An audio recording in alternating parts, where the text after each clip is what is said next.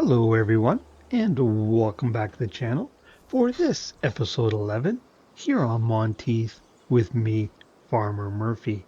Well, you can see we are down here at our main equipment yard, and actually the kids came down with me today. We're going to put them to work here in just a little bit. We didn't get any contracts last month, so I've moved into May. So I was going to say it's just after lunch, but it's actually about 1:45 on May 1st. And I spent the morning on the telephone and we were able to secure some contracts for this month. So we can take a look at those. We have a few notable ones here. We have fertilizing on field 1 for nearly 26,000. We have fertilizing on field 15 for over 53,000. And we have hoeing on field 2 for over 44,000, and then some other smaller ones in there as well. So that's why the kids are down here. They're going to help me get started on those today. And if we take a look at our soybean field here, it is looking really good. The only issue is you can see we have some pesky weeds we need to take care of. So following farming guidelines, we need to use something like this, a sprayer that is capable of doing spot spraying. Now, could have purchased this. We do have $320,000 in the bank account, but I leased it for $4,500 because, well, really there's two reasons. One, I'm not a big fan of these pull type sprayers. We don't get along real well. And two, I wanted to hang on to as much money as I could because I'm thinking this fall, before harvest, I'd like to buy another field or possibly two, depending on how much money we accumulate between now and then. So for that reason, I just leased it. Now, Jim, when he saw this come in, he was pretty excited about the prospect of running this. And so you know what? We're going to let him. We're not going to argue with him. We're going to let him do that. Now, Amanda did some hoeing for us a little while back, as you may recall. So we're going to get her set up, and she's going to start hoeing on this field here. This is the big $44,000 contract. She didn't mind doing that job, so we're going to get her set up and going on that.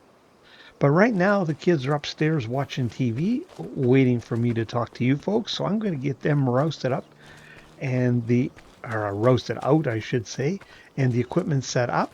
And we'll meet you back here in just a few minutes. So we'll see you then.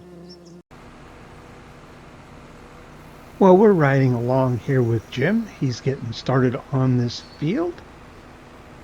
And you can see that it's only applying herbicide where it sees a weed.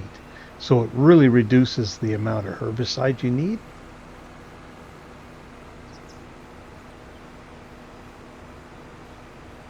And from the literature, from what I understand, the reason that this is more environmentally friendly than doing like using a mechanical weeder is just because of the soil disturbance that's caused by a mechanical weeder, which apparently the act of dragging that mechanical weeder across the ground increases compaction and also causes the soil to lose moisture. And so this is a more favorable way of doing it. I would have thought that using a mechanical weeder would have been more environmentally friendly, but apparently not the case. So, because disturbing the soil leads to erosion and those other things I mentioned. So this is what we're doing, and this will increase our environmental score. And it does use very little herbicide doing it this way. Now, you can see I have the John Deere on here. I thought it was only appropriate. I believe Amanda used the John Deere last time for hoeing, so she gets to try out a new tractor as well.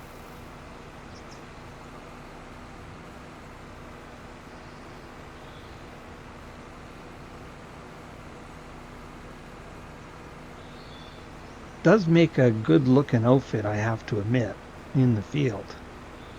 I really struggle with these things. I always seem to get them hung up in the trees. I was trying to get course play set up so it would run down the other side of the field, but I didn't want to spend too much time mucking around with it because if it would have ran down the other side, we wouldn't have had any issue for sure. Concerned when he turns here to see if they'll hook the trees or not, but we'll see. It is what it is, as they say. It won't be the first time I've untangled one of these things from the bushes.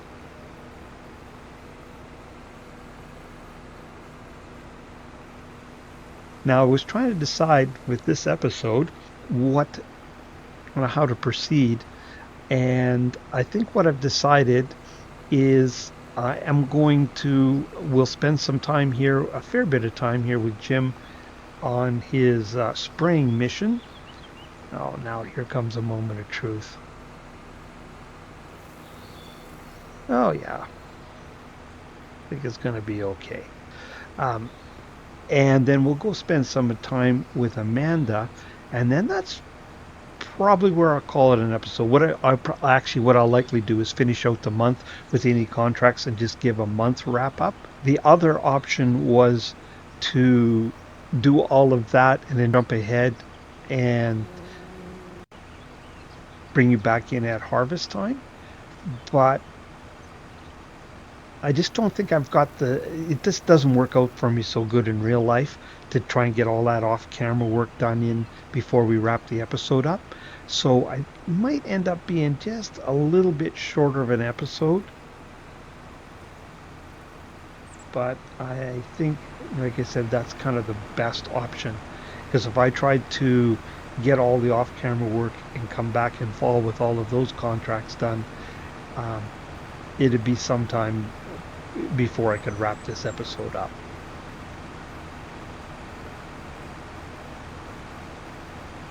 Hey, at least we've got someone in the cab that looks like it could be a Jim.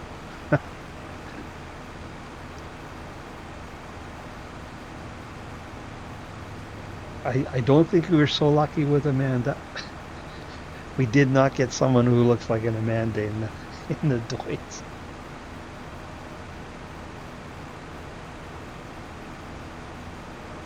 Now I'll probably hang on to this sprayer for a day or two here in game, just in case there's some contracts that come up that we could use it on. I don't recall seeing any spraying contracts, but I could be wrong about that. If there are any large spraying contracts that come up, I could be disappointed that I didn't increase that boom size, because I just went with the smallest boom because this was a small field. I didn't think we needed a large one. But if we had to spray one of those big fields, well, Jim might be a little disappointed that we had a small one, let's put it that way.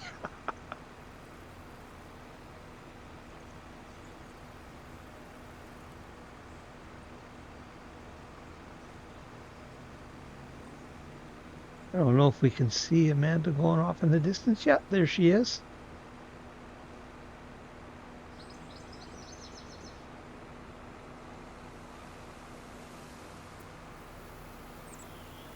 I must say, Jim seems to be doing a masterful job.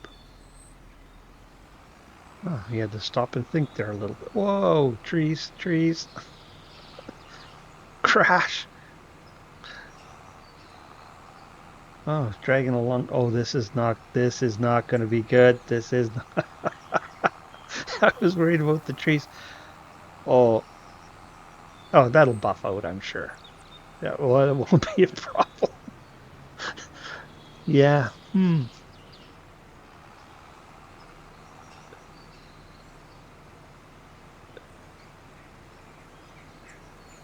Where in the heck is he going?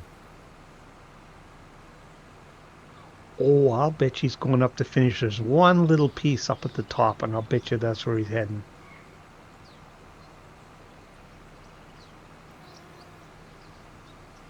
We'll go along for the ride and find out.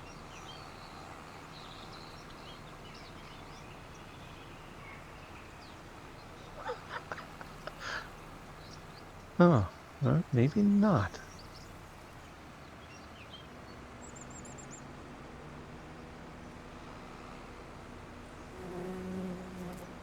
Well, that was a little interesting.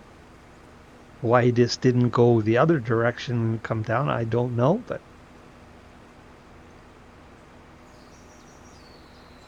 these youngsters, they have their own way of doing things, apparently.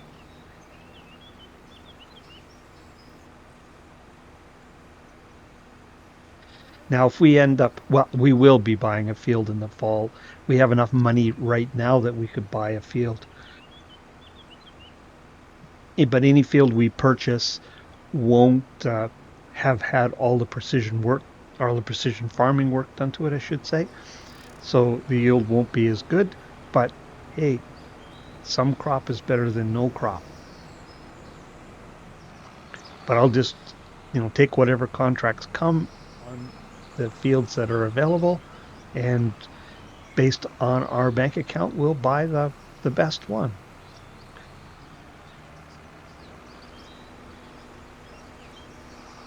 Actually, while he's doing that, let's go in and look here. And can't remember. Like this one is 128. That's no problem. Ooh, that's 500. Maybe depending on how many contracts we get. 219.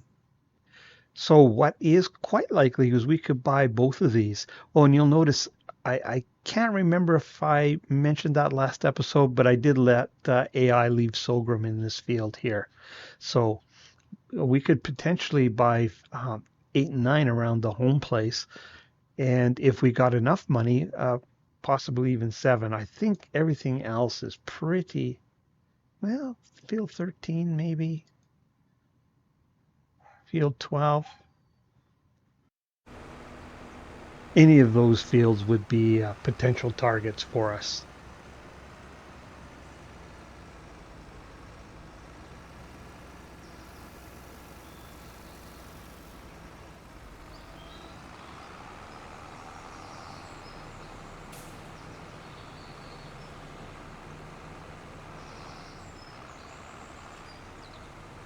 Now, there was a couple fields in there. It didn't look like there was any crops in them, so I'll have to check that. Because the game may be thinking it's going to put something other than corn or soybean in. Uh, but I assure you, it's not going to happen. I'll make sure of that. Although I wouldn't be opposed, and if I have to go in and put something in, I might put another field of sorghum in because the AI did plant one that I had overwritten, but I don't think that's unrealistic that um, there would be a few other crops, different type of crops in the area. Wouldn't all be corn and soybean, although that's all that we are going to do here on our farm. That's what we're going to focus on.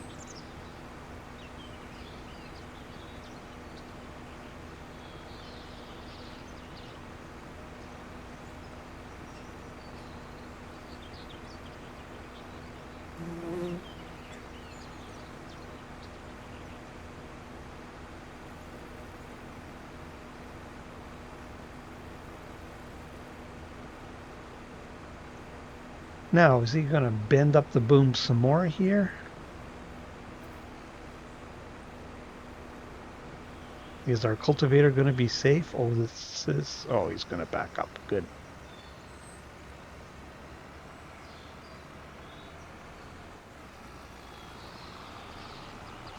Oh, probably. Oh, no. Nope. He's not done with that cultivator yet. Hey, maybe he put it back in place. You know what? He just about did. I was going to say I'm going to have to move the cultivator, but he pretty much took care of it. Wonder if he straightened out the boom at the same time. Well, I guess that was actually the other boom, wasn't it? Well, they're match set now. They're both bent. Oh, goodness. Well, it's a little entertaining anyway.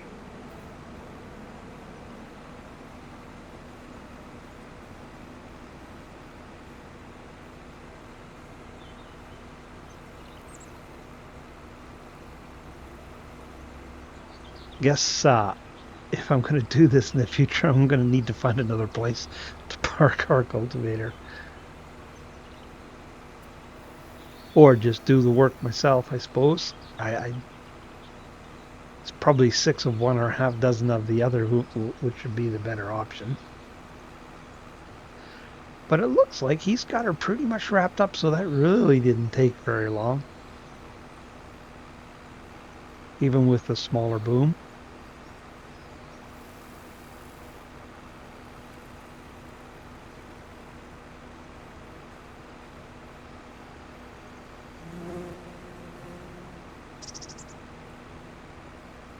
All right, well, I think we'll leave him there, and let's run over and we'll join Amanda for a little bit. So I'll catch up with you in just a second. Oh, here we are riding along with Amanda, and she's getting weeds out of this field, but she's using the hoe to do it rather than the sprayer. The contract specifically requested that we use a hoe, so that's what we're doing.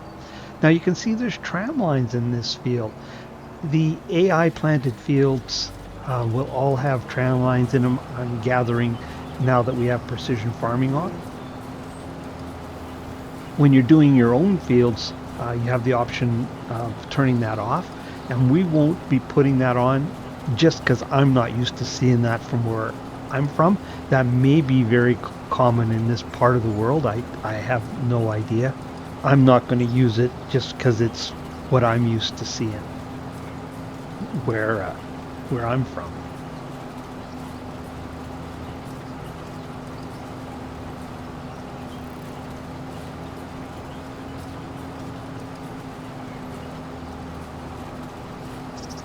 Now I did check our time, so it won't be too bad of an episode as far as the length goes. We'll spend a little time here with Amanda, and then I think we will just wrap it up because I was thinking that I'd have to do an end of month wrap up, but I think we have enough footage recorded that won't be an issue. We'll still have a comfortable 30-minute episode. So I will carry on and we'll get these contracts knocked out of the park, and then any other ones that come up throughout the course of the summer. And when I'll meet you is at fall and harvest time, because any contracts that come up will just be repeats of the things we've done in the past. And like I mentioned previously, I'm just trying to move things along a little bit now. Kind of the struggle is past us, so it's more about how we progress and how long it takes us to, reach our goal of owning the entire map.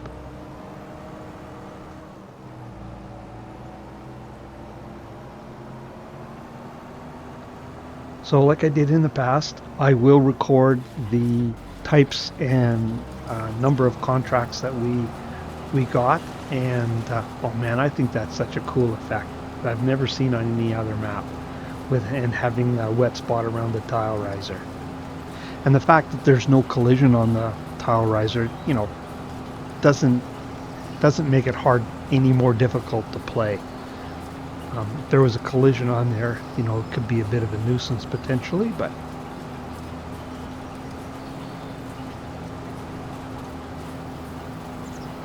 sorry, easily distracted there. So yeah, we'll do that. We'll just work through the summer, get the contracts done, keep a record of it, so let you know where the funds come from, and it's more about how we spend it, and whether we upgrade equipment, because we are definitely going to need to do that before we're done with this challenge, or whether we upgrade or buy fields. And we can't forget, we at some point we need to do some cows too. We've got a cow pen that we need to fill up.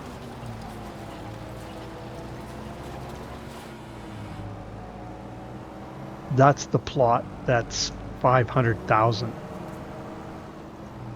So that's kind of, even if we could afford it, I would probably not go there just at this point, but rather invest in more arable land.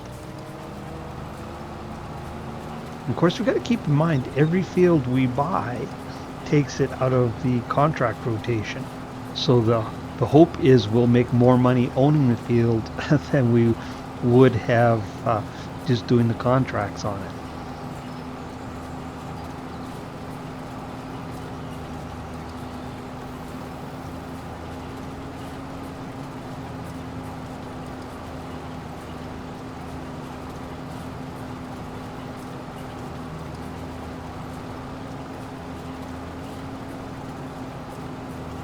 We're getting close to the 24-month point on our Deutz here, which means the financing will have run out and we could sell it. Uh, haven't decided what I'm going to do there or not. If we just keep hang on to it, or if we'll end up selling it. I just haven't decided yet.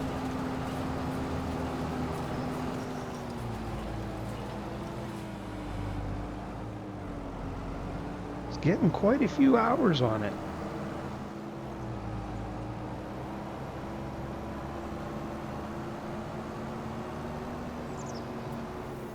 See what I mean? Definitely not an Amanda in there.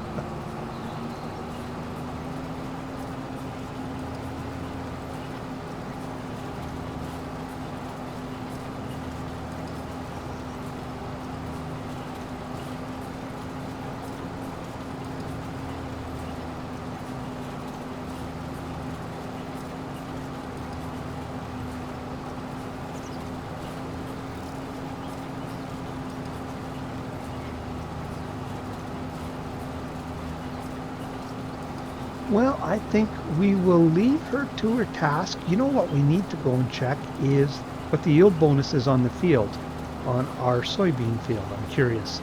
Now that we've weeded it, we should go and check that. So we will do that, and then I will leave you for the summer. So let's meet up in the field in just a moment. Well, there we go. We can see our field info, and we are at 123% out of a potential of 125. You know what? I'll take that. You can see that our pH value and our nitrogen levels are perfect, and that is these two bars that are not at 100% in our environmental score, but they will pop up, I believe, once we harvest it, and will get us very close to 100% environmental score, which will impact what we can sell our crops for. Because right now, at the where we're at, we would get a increase of 8%. So things are looking pretty darn good, I'd say. So I'm happy with that. Sam brought back the dinged up sprayer. I don't think he did any better than I would have done. I think I definitely could have avoided the cultivator. But anyways, on that note, I will leave you there, and we'll catch up with you when we get to harvest this, and I will report where we're at, and we should have another field or two by then. So should be an exciting fall. So if you're still with me, I really appreciate you watching. If you haven't already, I encourage you to hit that like and subscribe button. And if you want to see when other content like this lands, hit that old notification bell. But for this episode here on Monteith, it's Farmer Murphy signing off.